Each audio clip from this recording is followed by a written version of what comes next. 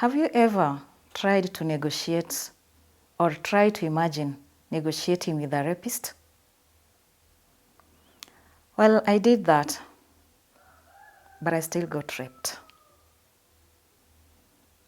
I was in this domestic partnership called marriage, so I thought, with this guy, very handsome, very nice. And when we met, he didn't have a job. But that was not my problem because I had international job in South Sudan, had a good salary. So it wasn't really a problem. And I supported him to get education and get certificates so he would later have a job. Yeah, we were doing good. He went home to my parents, asked for my hand in marriage. But since he didn't have a job, he couldn't be able to meet his dowry obligations.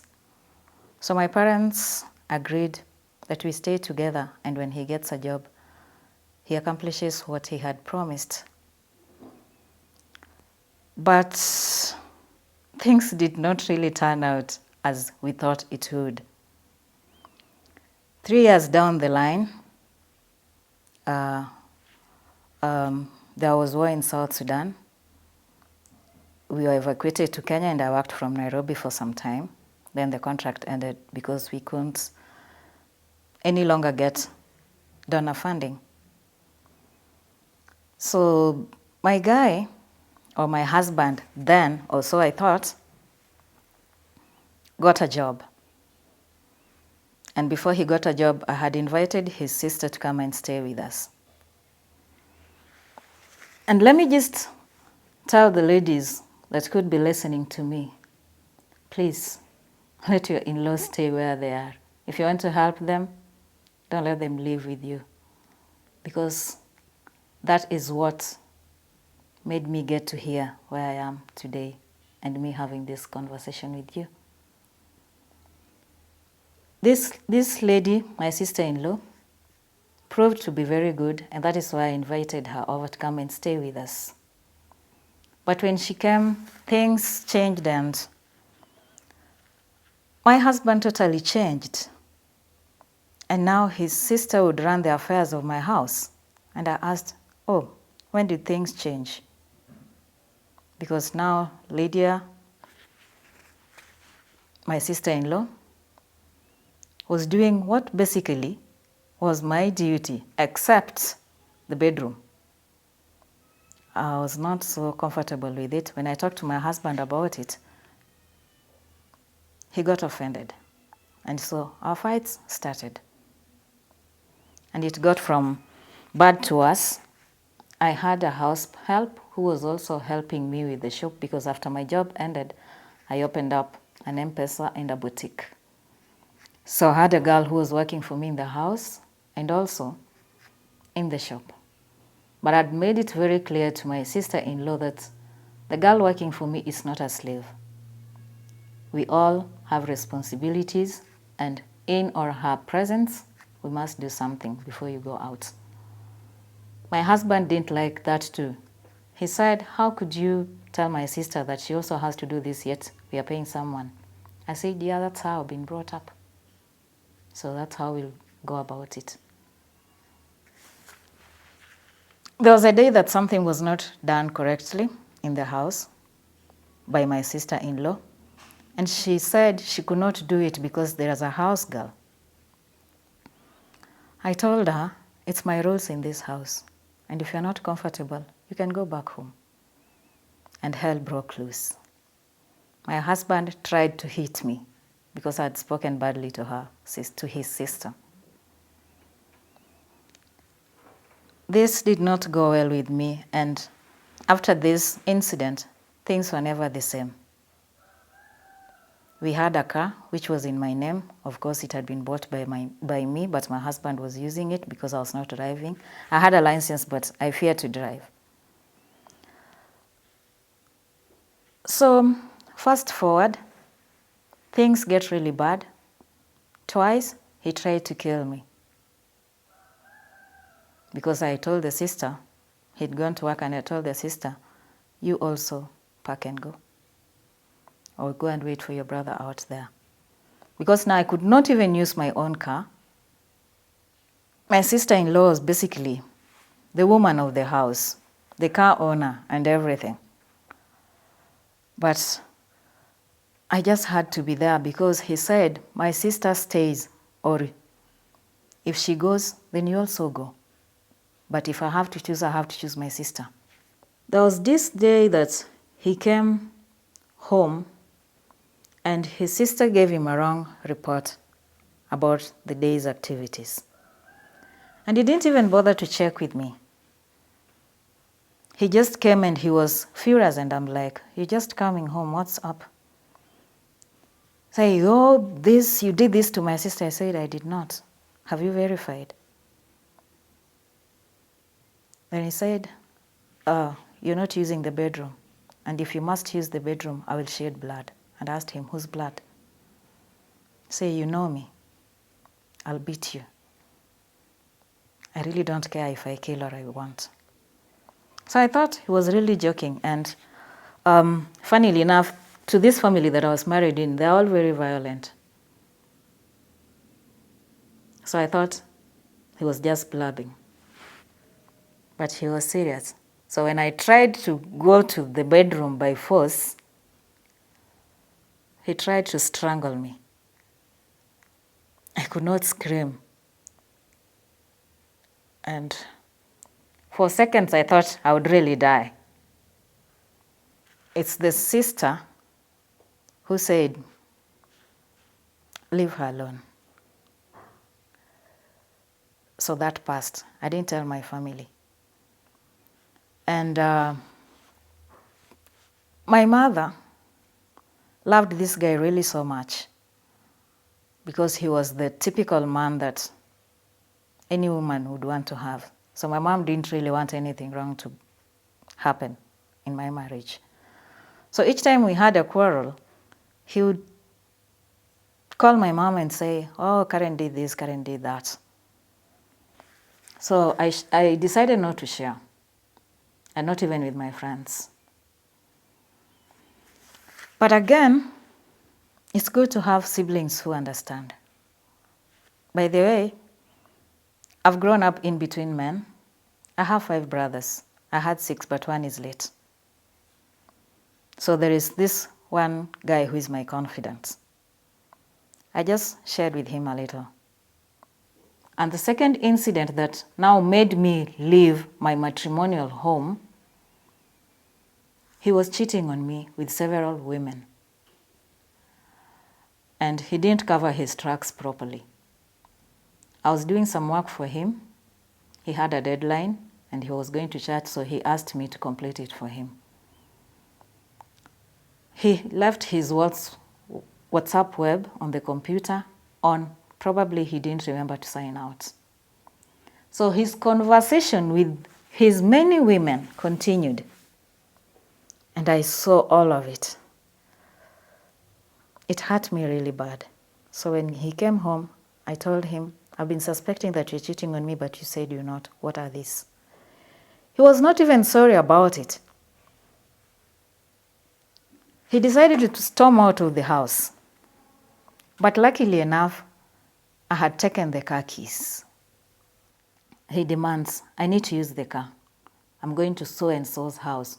Mildred was one of his chicks. And I'm like, okay. So that's all I said. Because I couldn't cry. It was too painful for me because this guy has been cheating on me all this while. And I made him who he was. So he demands to have the key.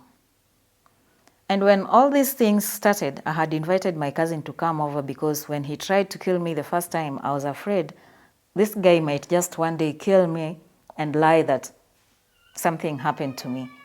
So I invited my cousin to come and stay with me. Just in case something happens, there would be a witness. So when I took the car keys, I noticed he was already furious. So I went to my cousin's room and gave her the car keys because it was only one copy. So I knew he would not have access. to the car, and he would not use my car to go to another woman's house.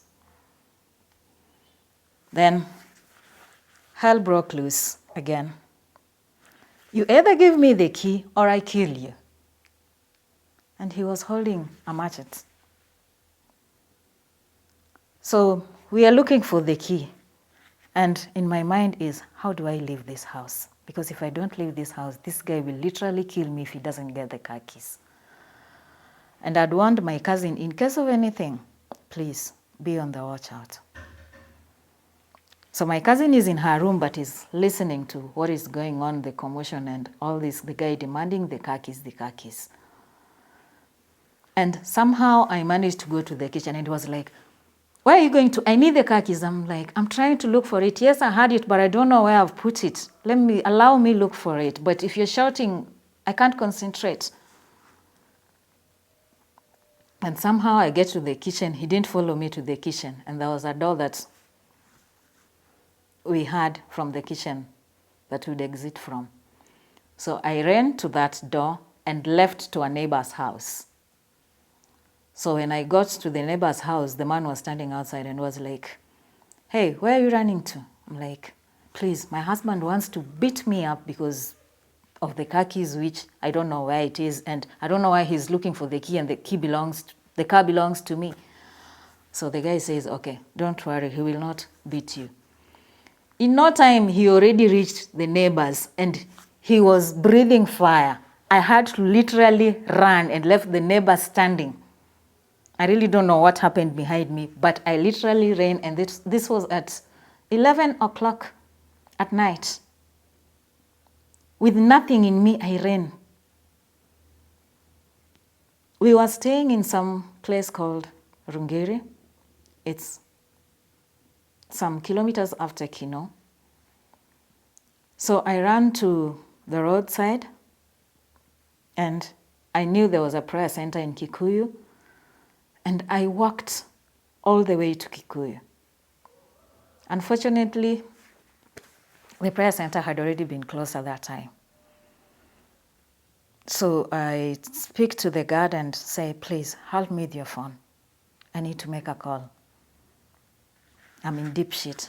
And the guard agreed, gave me his phone.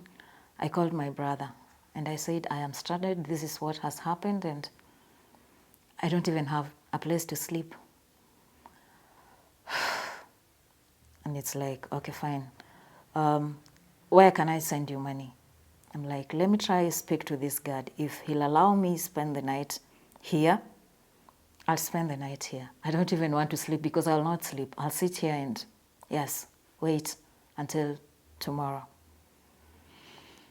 I speak to the guard, and the guard says, I can send you somewhere. I'll talk to people there. You'll sleep there. Then tomorrow you can pay. So he makes a call, and then I go to some lodging in Kikuyu and sleep there.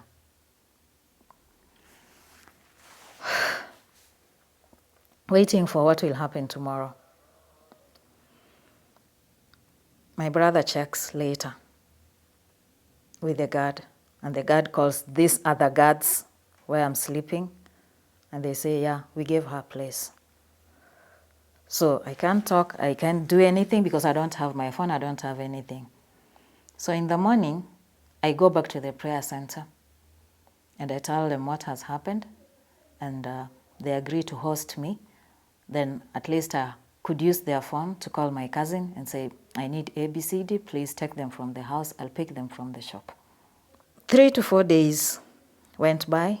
This guy is sending threatening texts, how he will break the car because he knows I have the key. I never responded to any texts. Each text he sent, I forwarded to my brother. And when he threatened to break the car, and I forwarded it to my brother laughed about it and said, no, you're giving your husband too much credit. He can't do that. And I was like, I know this guy. He will do it. My brother said, sister, relax. My husband, even today, if you call him here and we sit, the two of us, you'll say, Karen, this guy cannot hurt a fly. He's very calm. He's very humble and really very nice.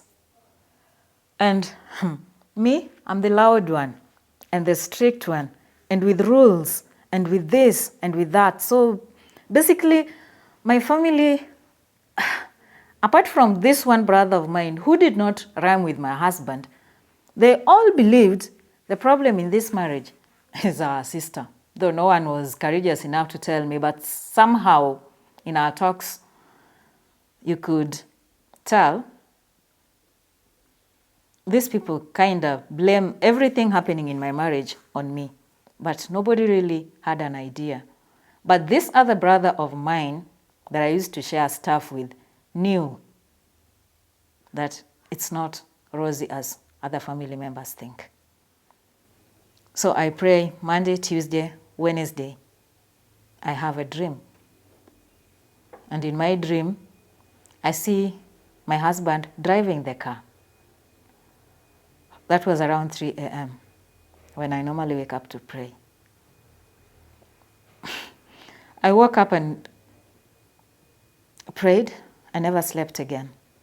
At 5, I call my brother and I say, I had this dream, and whatever it takes, I can lose everything else to my husband, but not my car.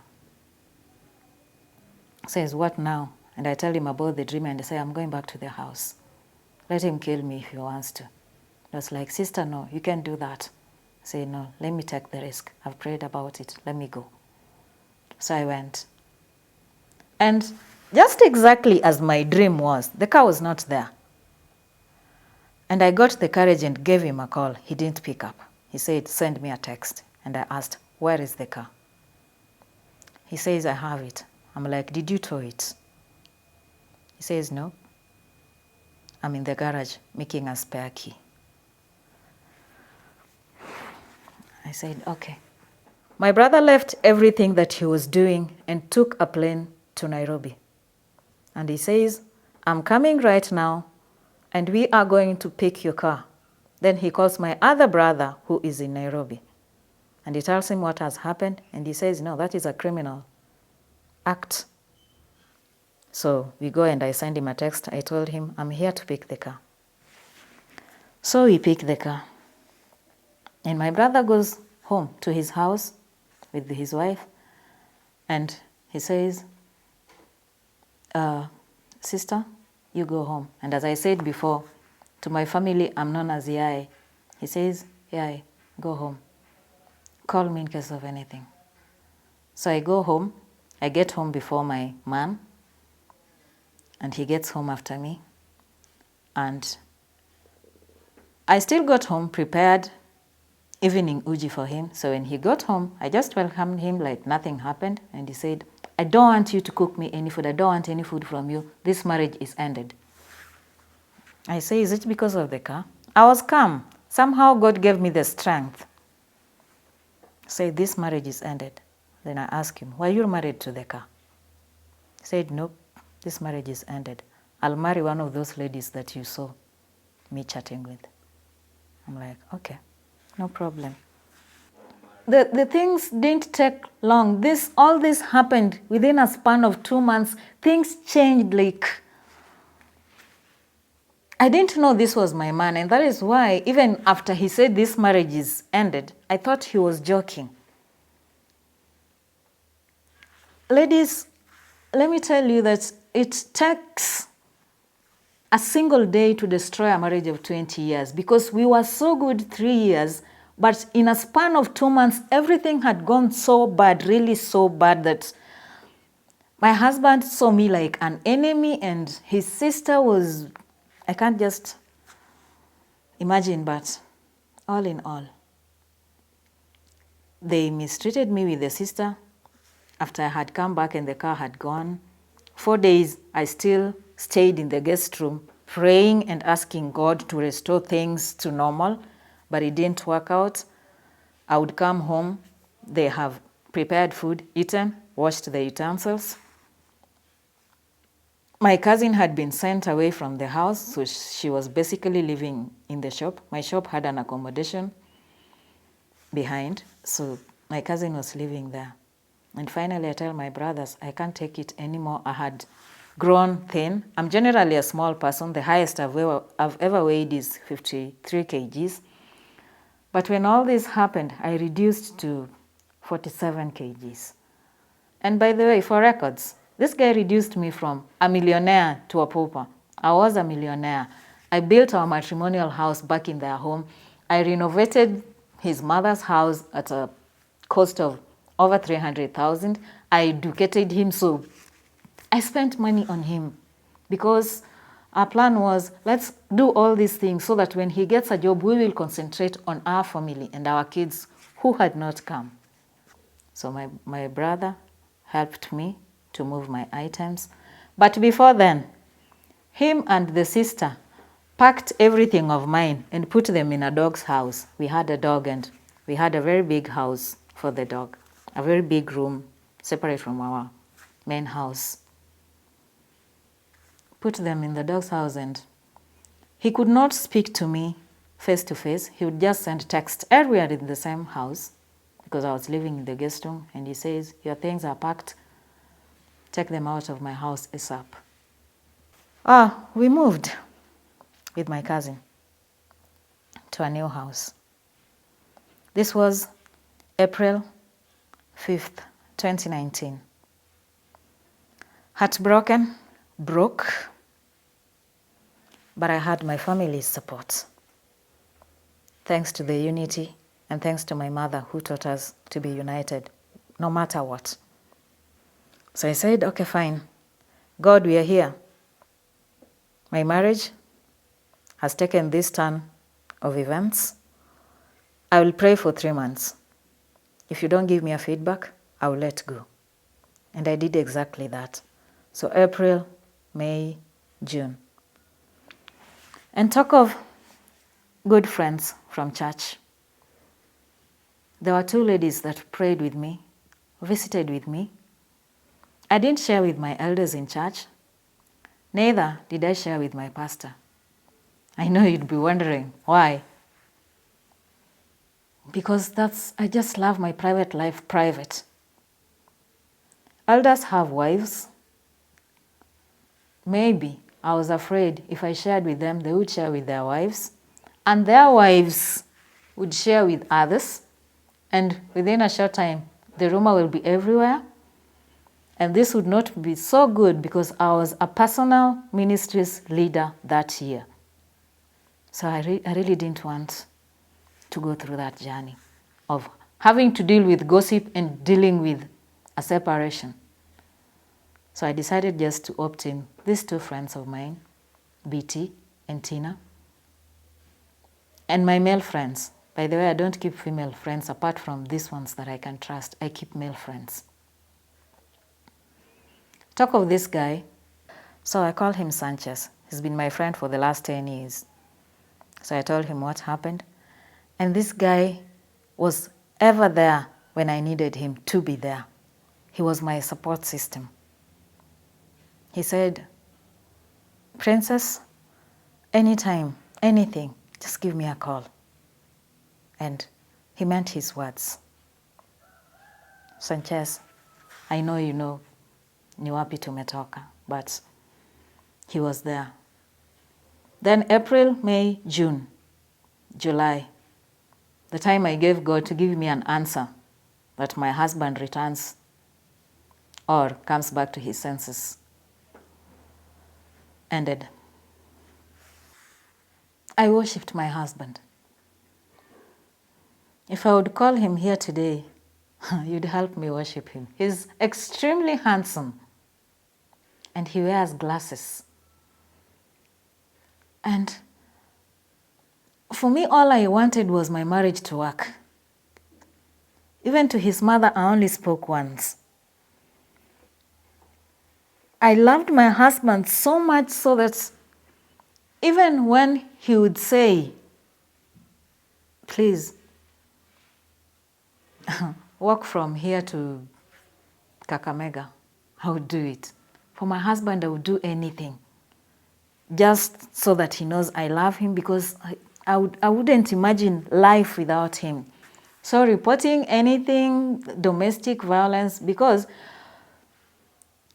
even before this fracas started, somewhere behind there, in our first year, because as I said, I'm the tough one, I'm the loud one. So I changed for him. But this is what we women go through, because you really want this marriage to work. So even if it's domestic violence, you say, no, things will improve. Today your arm is cut, you say, nitapona, it will be okay. Tomorrow is your next arm, and before you know it, it's your neck and you're gone.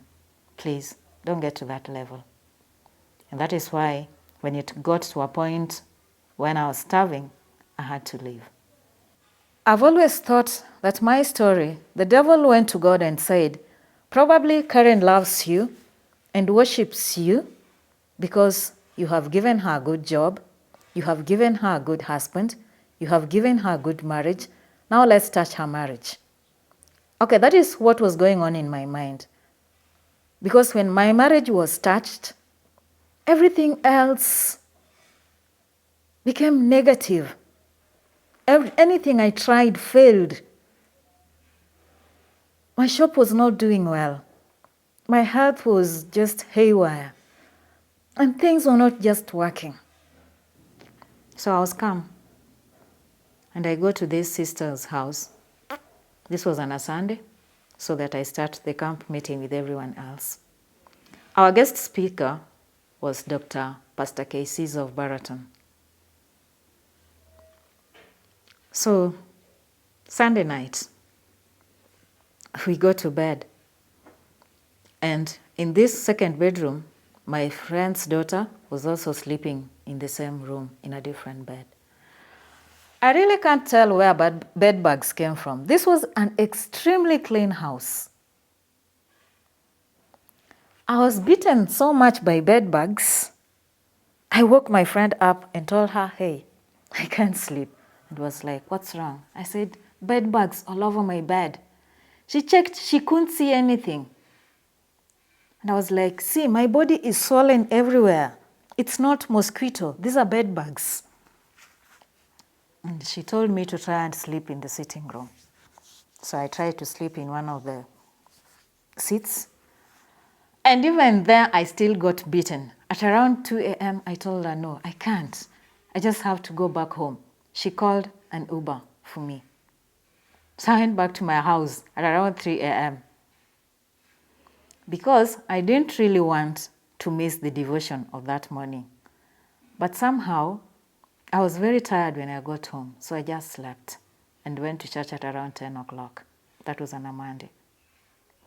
Now on Tuesday, I said, now I'll really have to commute, whatever it takes, on a daily basis, so that I get to get devotion and continue with the whole program of the camp meeting.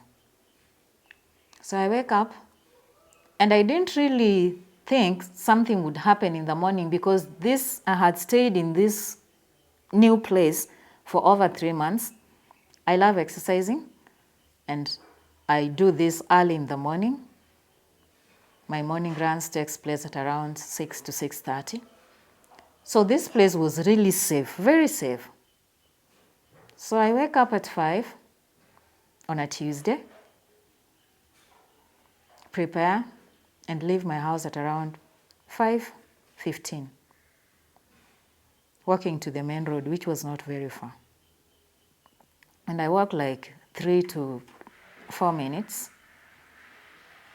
And somebody's walking very fast behind me. And I look back, and it's a man. So I say, finally, I've got company. I slow down for him to pass because it was just a path. And he says, in Swahili, waenda tu. The next thing I knew, he had a sword in my neck. And he says, don't move.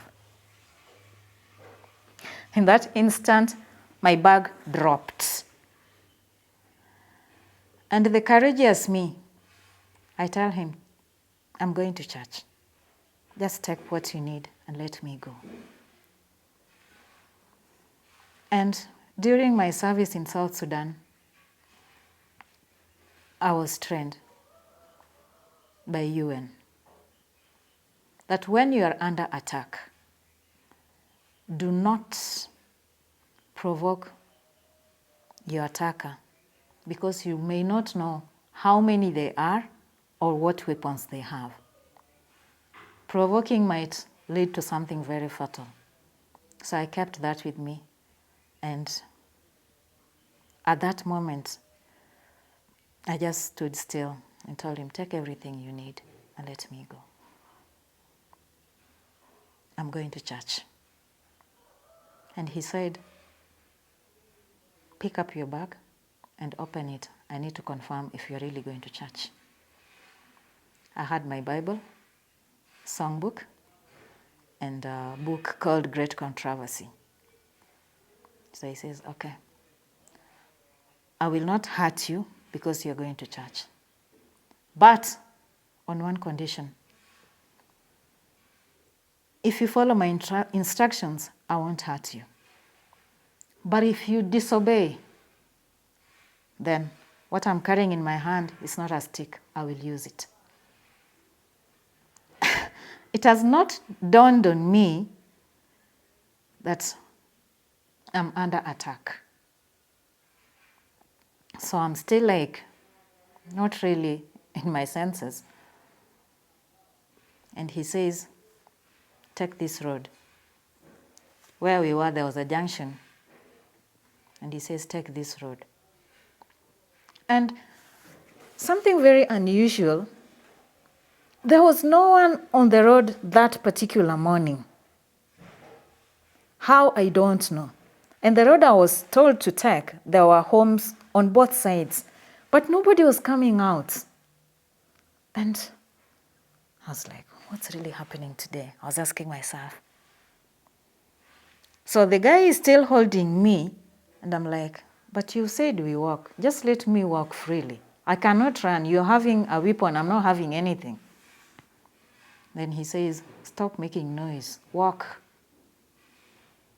And he loses the grip, and I walk. We walk towards some black gate. We walk like 3 minutes, and in front of that black gate, it was extremely dark that morning. Talk of being scared. And I'm this woman who never gets scared. And I'm this woman who never sheds a tear, no matter what. I don't have those emotions.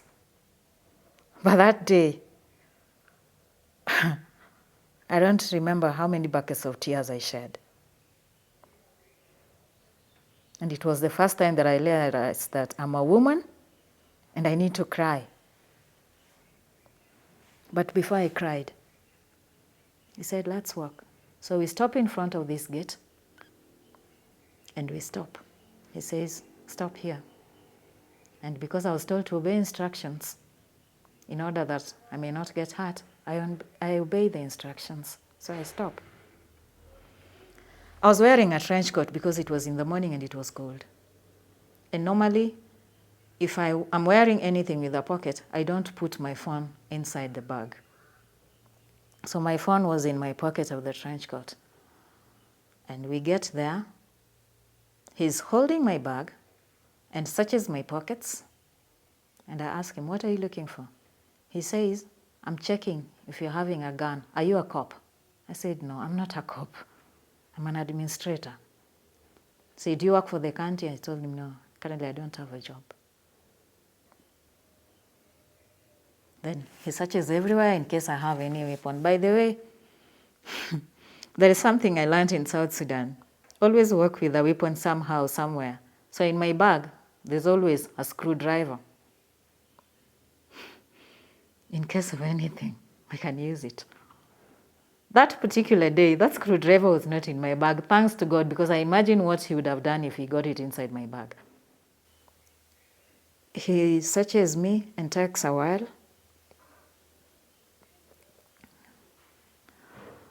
Then I ask him if I can go, and he says, I'm not done yet. And he says, remove your clothes and bend. Not that I didn't hear what he said. I heard what he said. And I asked him, what did you just say? I said, remove your clothes and bend.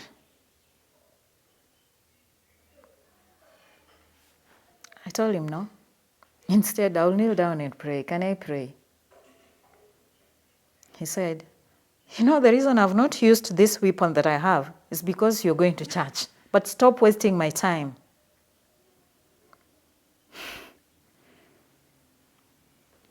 Then I realize I'm at the verge of being raped.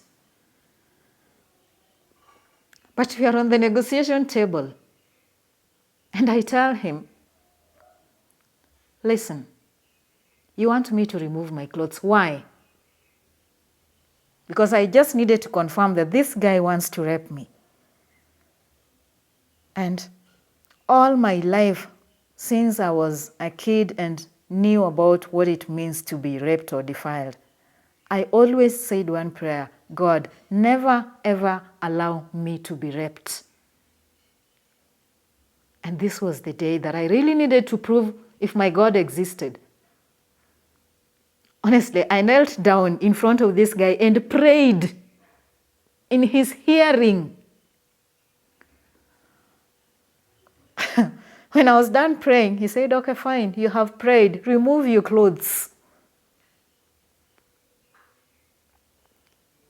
I told him, if it is sex you want, we don't have to do it here. Please allow me go to church. I will come back. Give me your number. I will call you to my house. Then you will have the sex how you want it, in a good way. And you can even become my boyfriend. I don't have a man.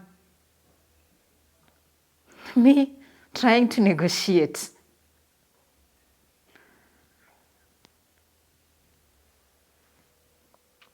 He says, you know what? I'm not alone. And if you continue to waste my time, I'm going to call my colleagues and we will gang rape you. I couldn't get myself to remove my clothes. I stood there motionless. I don't have my phone. I've set my brother's number in speed dial. So I just asked him, can I please have my phone? He became furious. We struggled. He's a man with a weapon. He undresses me. On the ground, as morning as it was,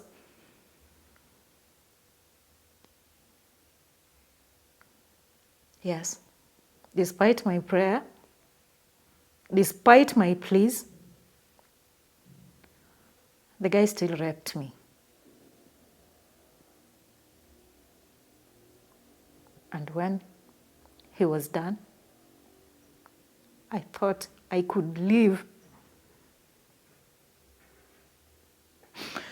But he won't let me leave.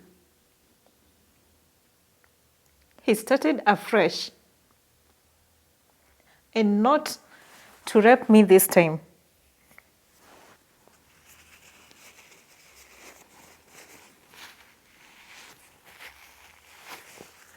I died inside.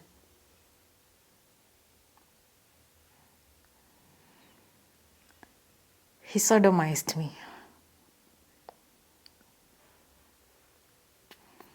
And that pain, it is as fresh, and however much I pray, even though I can talk about it, that pain is always fresh. I could take the rape, but I couldn't take the sodomy.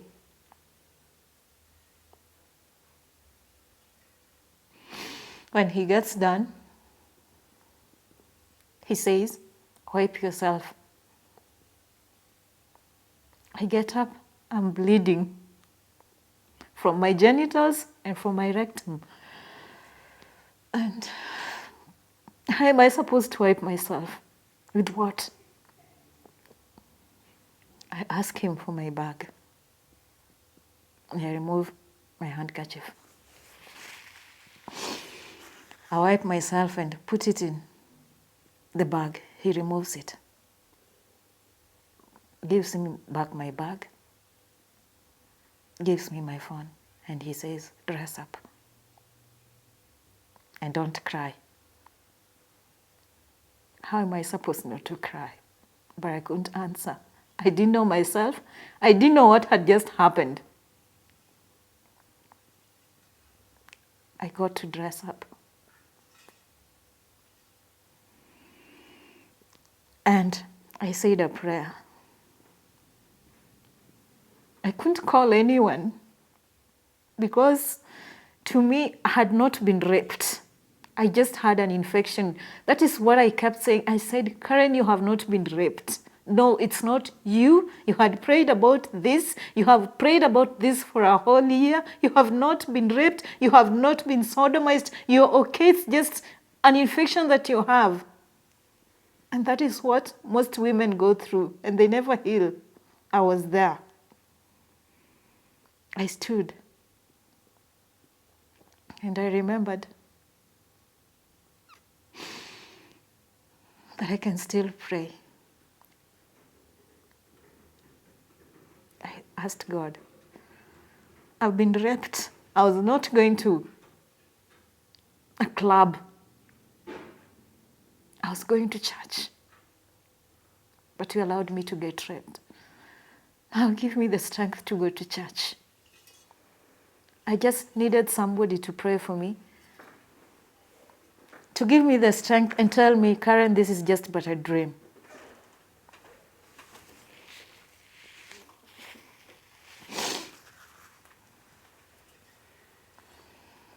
And I managed to say this prayer and got to the main road.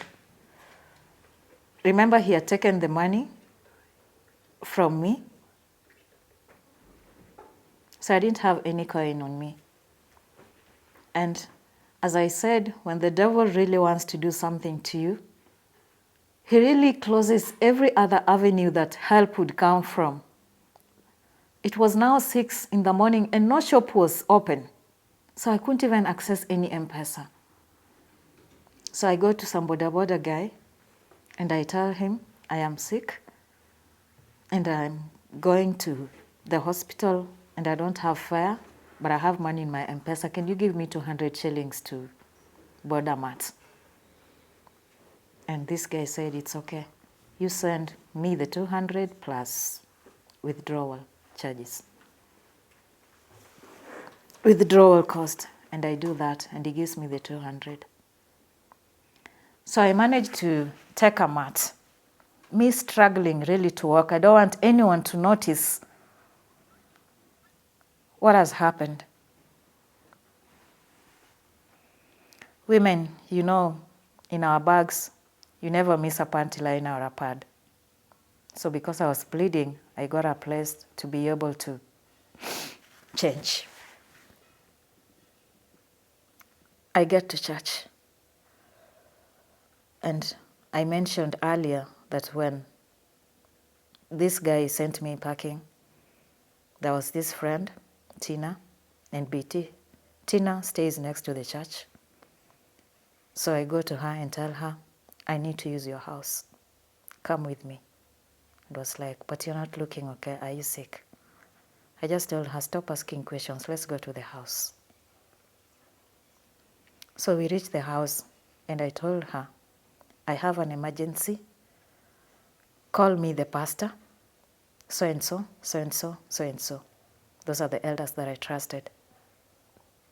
Said, Tell me, what is it? What do I tell them? I said, I have given you instructions. Go call the pastor. Now that is Pastor Dr. Kaisis. And the people that I've mentioned. Immediately, I don't have much time. And she says, did you try to commit suicide? I'm like, stop asking questions. My friends, sometimes when somebody gives you instructions, just obey. You could not know what this person is going through. Don't ask questions. Just go.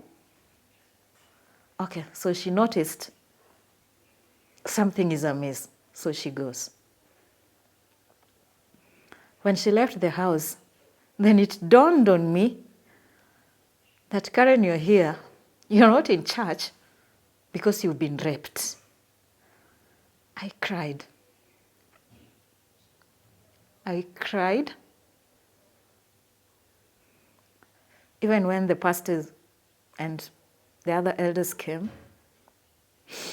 I was not even able to express myself properly, but I managed to tell them what had happened that morning, and they prayed with me. They say, you need to go to the police and report, then you can go to the hospital. And I'm asking my government or the hospitals, why would you not just be able to treat someone before you ask them for this police report? Sometimes we are not even able to get to the police station, yet you want to treat us only with those police reports. It's painful, it hurts. If something could be done that the hospital can treat us first before asking for these police reports, so many lives can be saved. So, a brother from church, he's Quincy, he's also a friend. Tina tells him the elders cannot avail their cars because they are busy doing other things, so can we use your car? Princess needs to be taken to the hospital immediately. Quincy did not ask questions. He brought the car. And you only can report to where the scene took place. So we go to Kikuyu police station. And thanks to our police stations, these days they have a department for such things.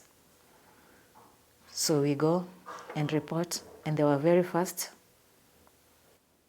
And we rushed to the hospital. And to date, even though I got treated, I do not like Nairobi Women Hospital, especially that department that handles rape cases. No, I don't. And they need to change a few things. I don't know if other women feel that way or it's just me who felt that way. When you get there, they first take you for counseling, which I was taken to. And to my dismay, the counselor is a man. I've just been raped by a man and I have to sit down in front of a man to say what has happened. But before I got to the hospital, I had to let a family member know. As I said before, my sister-in-law Fatima is in Nairobi. And where she works is close to Nairobi Women Hospital. I give her a call and tell her, hey, I'm in the hospital. Can you come over? And she says, what, are you seriously sick? I say, yes, I'm seriously sick. And she says, I'm having an interview. I'll come when I'm done. Then I realize we can't have this conversation. And I disconnect and send her a text. I just say, been raped. And I also sent a message to my male friend, Sanchez. Just said, been raped. My brothers can take a bullet on our behalf. And so can their wives. I give God glory to that for my mother, for she has taught us to be united no matter what it takes. Believe it or not, my sister-in-law left what she was doing She didn't even drive over. She took a motorbike to the hospital. And in this counseling room, I could not go in with my friends who had brought me to the hospital from church because it's not allowed. I'm in front of this man, and you can't imagine the first question that this guy asked me, that do you feel responsible for what has happened to you? And I told him, how can I feel responsible for being raped? How can I feel responsible for being sodomized? How do you ask me such a question? I just needed someone to give me a hug and tell me, Karen, it's okay. Karen, you will get over this. Yet I have a man in front of me who is supposed to help me, yet is trying to make me feel guilty for what happened to me that morning. I couldn't take it. I just cried. Fortunately, my in-law arrived just in the midst of this, and because she was family, she was allowed to come in to the counseling room. She got in and gave me that hug that I needed. And she said, yeah, it's okay. I'm now here. It's well. You'll be fine. It's just that hug that I needed. I just needed someone to tell me it's fine, not someone to ask me if I feel responsible for what happened to me.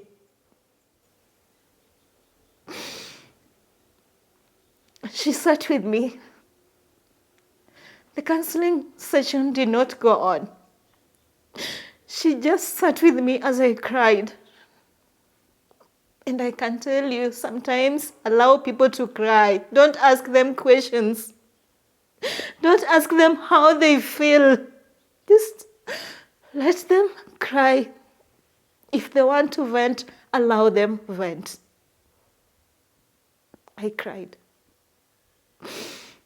In the arms of my sister-in-law, I cried.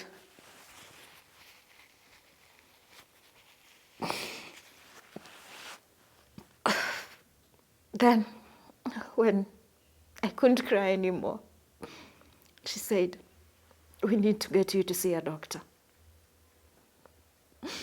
And this was another disappointment with Nairobi Women Hospital. Now you go back to the queue. Your particulars are taken. And my in-law tells them, this is a rape case. She's in pain. She needs to be seen by a doctor like now. No one listened. All they said, wait. I'm waiting. I cannot sit properly. I have pain everywhere. Remember, I was raped on the ground. So I have bruises all over my body, not just in my private parts.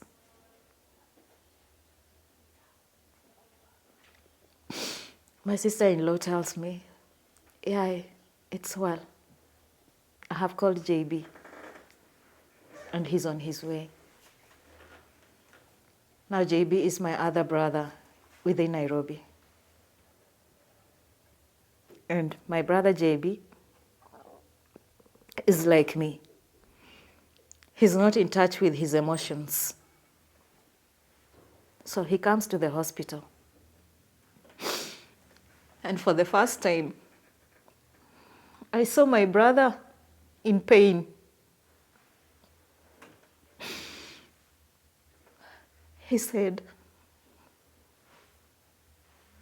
yeah, pole.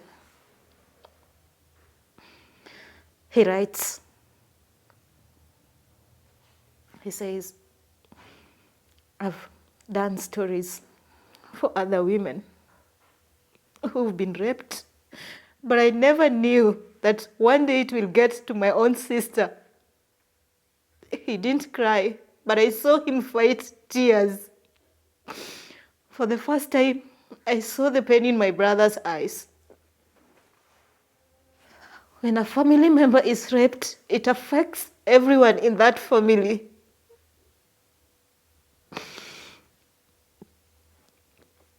I said earlier, I have 5 brothers and 1 sister.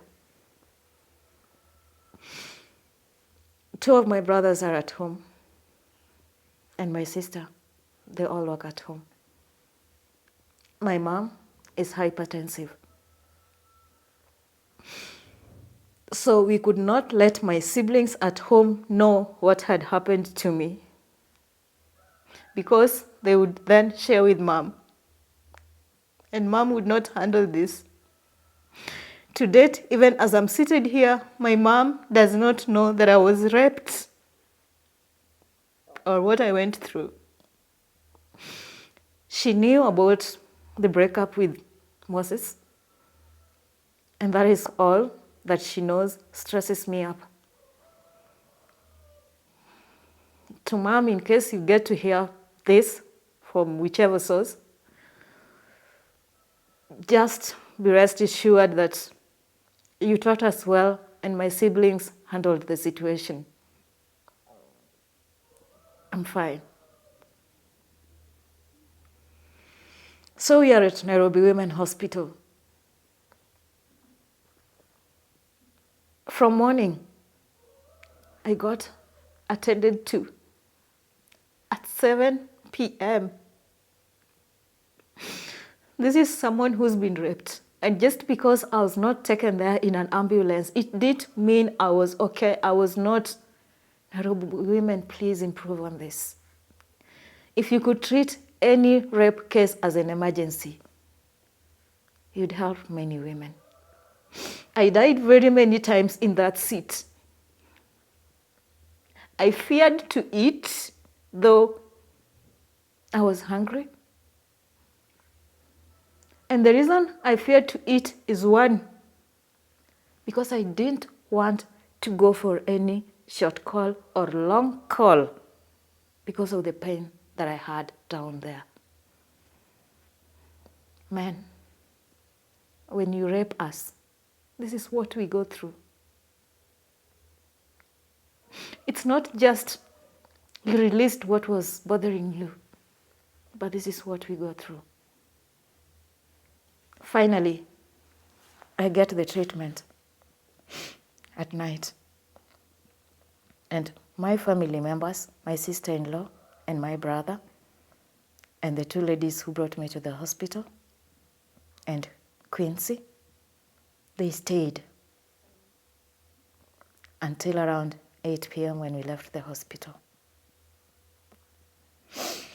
I didn't go to my house because I couldn't be alone. I went with Christy into her house, and I said a prayer. I told God, you put me in this position as a personal ministries leader, but this year has been the worst of my lifetime.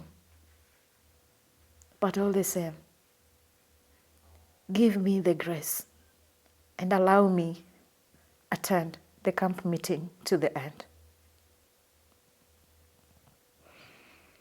Yes, God was faithful, and I attended the camp meeting to the end.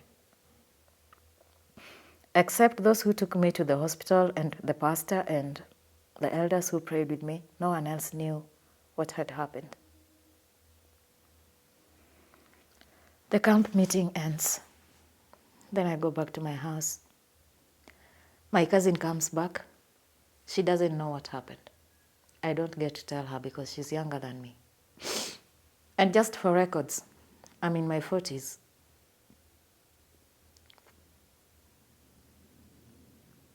So the tough journey begins. And I really don't know what happened, that when I was attending the camp meeting, the physical pain was not there. But when I came back home, the pain returned that I could not walk properly. And It was like it just happened yesterday. And that other pain that could not allow me go for any call came back. It was tough. It was really tough. Basically, for like 2 weeks, I had to live on liquids so that I only need to deal with the pain from my genitals when I'm going for a short call.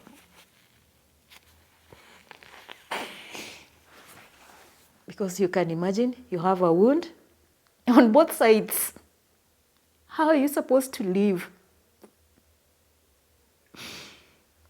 1 month down the line, I have to go and take a hepatitis B test. Fortunately, it was negative. And then I have to take the vaccine. Another nightmare. Though they told me, we are sorry, you're taking this vaccine, but it comes with fever and other issues depending on every individual. My body really doesn't respond well to vaccines, so I don't do vaccines. But I had to take this one for my own good, so I took the vaccine.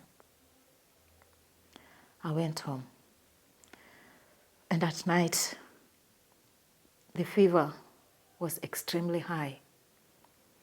And as I said,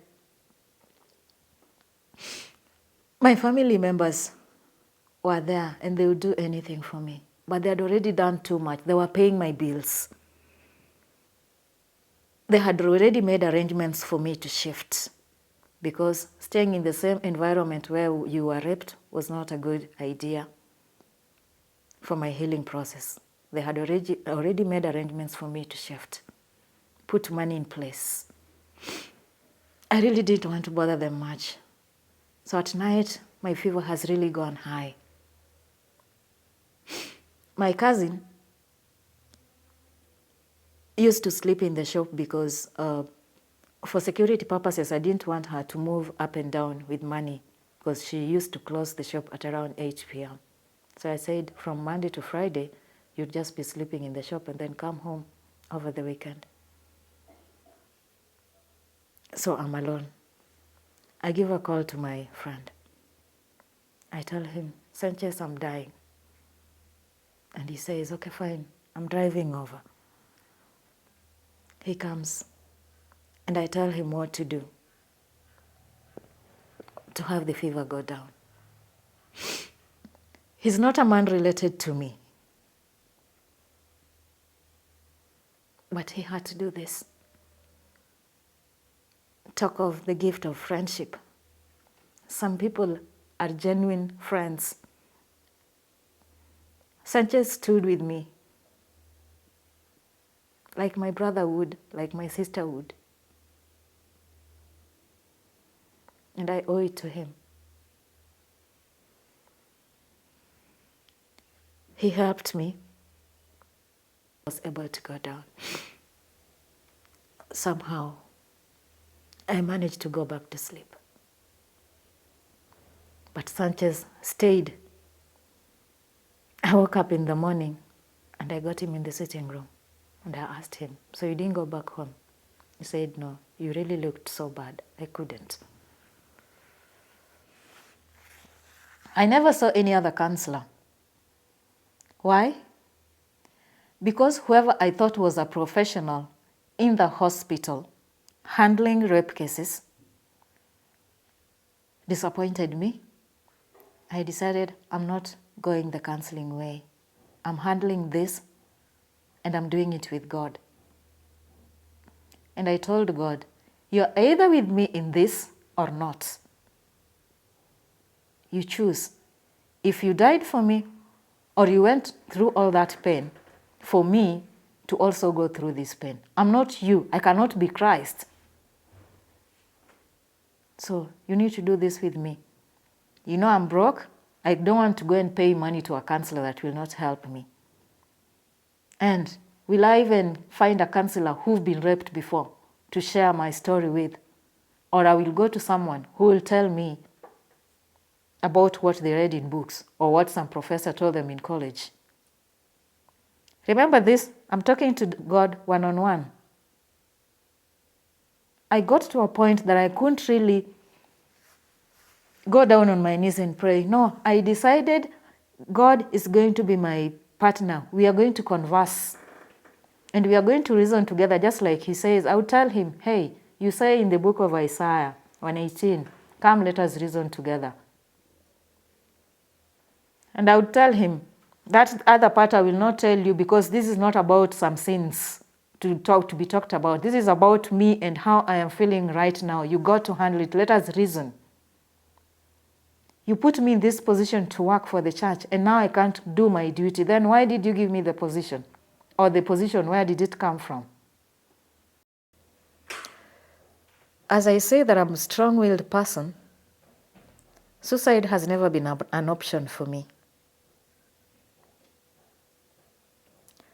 But twice, I tried to commit suicide. Because the noise in my head was too much.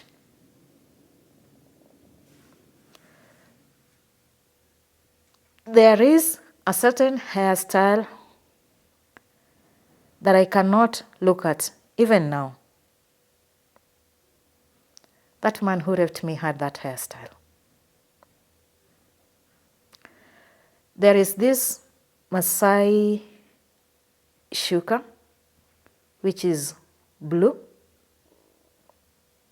Any moment I see it, I get goosebumps. The guy had it. So I'm taking this emotional healing, but I'm not really doing it. I would feel okay for a moment. I would go to church and pretend it's business as usual. Remember, my elders know about the rape case, but they don't know about the breakup because I didn't tell them. So this day I go to church and the first elder calls me and I wonder, oh, why is first elder calling me? What have I done? And he says, Sister Karen, why? And I'm like, Elder, why what? He says, why couldn't you share with us?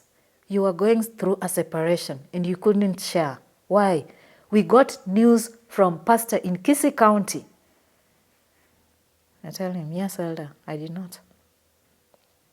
And the reason I shared with the pastor in Kisii is because he was the one who was around during that week of prayer when these things were happening. So I shared with him to help me pray. When he asked for a prayer request, I told him that.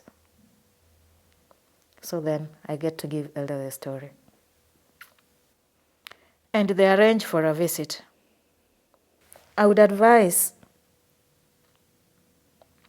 that next time you're going to visit a woman in a situation like I was, or a man, or a struggling family, kindly, don't go barehanded. At least for me, I cannot complain because my brothers had me covered. My friends had me covered. But what about someone who does not have anybody, broke, been raped, or going through a separation, probably going hungry, sick? You go. Yes, it's good to pray. But will the person eat prayers? No, they won't. Will the person pay bills with prayers? No, they won't. Edna and her husband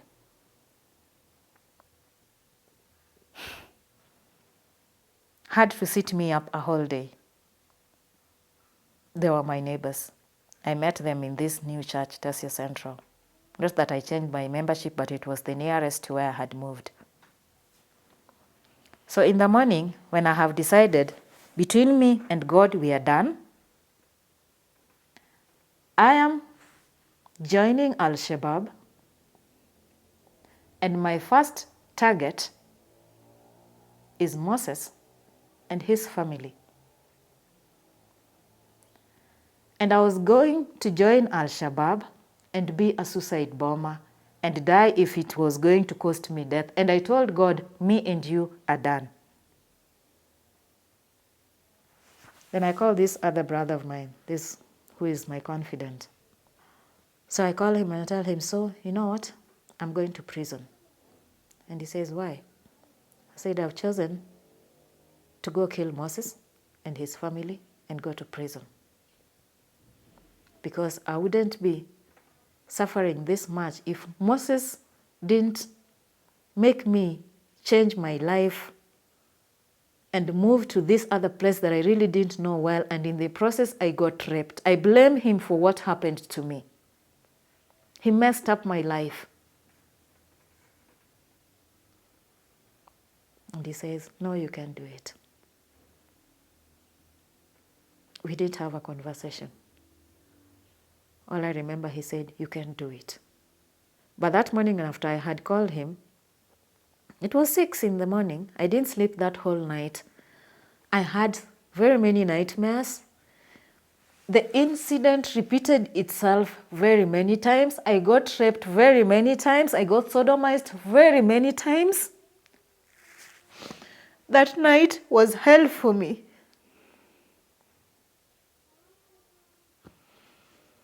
It was like everything was happening afresh that night. Then at 6 in the morning, I call Edna. And I tell her, I want you guys in my house. And she's like, is something wrong? I said, just come. And he asked, can I come with Rudney? I say, yeah, both of you. And surprisingly, in all these things, I am suffering a lot. Emotionally, physically, I am broke. I cannot even pay my bills. My brother have to support left, right, and center. But somebody would call me now and say, hey, princess, I've got this issue. I need you to help me pray. I said, no, don't worry about it. I'll pray about it. If it's fasting, I'll tell the person, let's fast about it. We would pray, and it won't take a day or two. Probably if it takes many days, it will be like a week. And the person would call and say, hey, thank you so much for helping me pray. I got this job, or I got this thing, or sorted out my issues. And I would always come back to God and say, until someday, my nephew is very prayerful, prays with me, the first son to my sister. He laughs at me and says, Auntie, what's wrong? Does it mean that God has paused on your prayers? I'm like, why? Because anything you pray for any other person, even for me, I get answers. But how come you've been asking God for a long time for a job and he's not giving you another job? And I just laugh it off. I say, maybe he's not ready yet, or he's doing something better. But it hurts inside. I also ask the same questions, but I wouldn't want him to know that I'm asking the same questions. So this day, Edna and her husband, in pajamas, they come to my house. And I tell them the same thing that I told my brother. And they're like, what? But, princess, you know God. I told them, yes, that God that you're talking about, he is your God, he's not my God. Me and him, we are done. We are done, and I've opted to go the devil way. I really don't care. I don't want to go to heaven anymore because I'm not even sure if I'll make it to heaven. Probably there are some sins that I may not know that God has allowed this to come upon me. So I'll not even make it to heaven. So me and God, we are done. And don't try to convince me to pray. I don't want. Just if you want to pray, pray. I will not pray. I don't know God. He stopped existing last night for me. Edna, her husband, sits me up and tries to convince me to pray and trust in God. And I tell them, no, stop trying. Because as I said, me and God, we are done. Trust me, since morning, they've not eaten. They didn't have breakfast. They didn't have lunch. They didn't have, they left my house at 7 p.m. to go and cook, not for themselves, but to cook for me. So they go to their house and they are worried of what I'll do. I only released them. I told them, okay, fine, guys, don't worry. Go back to your house. I'll not hurt myself. You know, I'm not courageous enough to commit suicide. So I'm alone. And now I start planning. I try to think, I go to my phone and Google, which is the easiest way to commit suicide. All the options that I get of taking poison comes with some pain. I just wanted to die silently. No option is silent. I look for something in my house that can really kill me, like people will wake up and find me dead. And actually that night, I left my door open because I was really determined to do this. Then I call another young man. He's a prayer partner, Brian. And I tell him, Brian, you know what? You've been praying for me. And I know you've really prayed long enough. But in case I die, please, you did your best. The relationship between me and God has been cut. Not that he has cut it, but I have cut it myself. And I have chosen the other direction. And he said, Sister Karen, I'm sorry. I've never stopped praying for you. Now I'm going to make a request. Give me 3 days. I will pray and fast. I say, yes. The days are for you, not for me. He says, yes, no, you don't pray. I will fast and pray for you specifically. I say, okay. 3 days it is. After the 3 days, if this noise doesn't stop, my plan continues. He says, fine, we have a deal. Deal? Yes. And only that moment, I don't know if Brian prayed that moment, but I think he did. After my conversation with Brian, somehow I had some peace and I slept. And in the morning, I woke up feeling a little bit weak, but I was okay. Then my friends, Edna and her husband, came to check on me. So they said, okay, fine. If you allowed Brian to pray, can we now call an elder? And one thing that this elder said that made me think twice and made a U-turn. He said, my sister, I'm an elder. I also tried to commit suicide one time when I was growing up.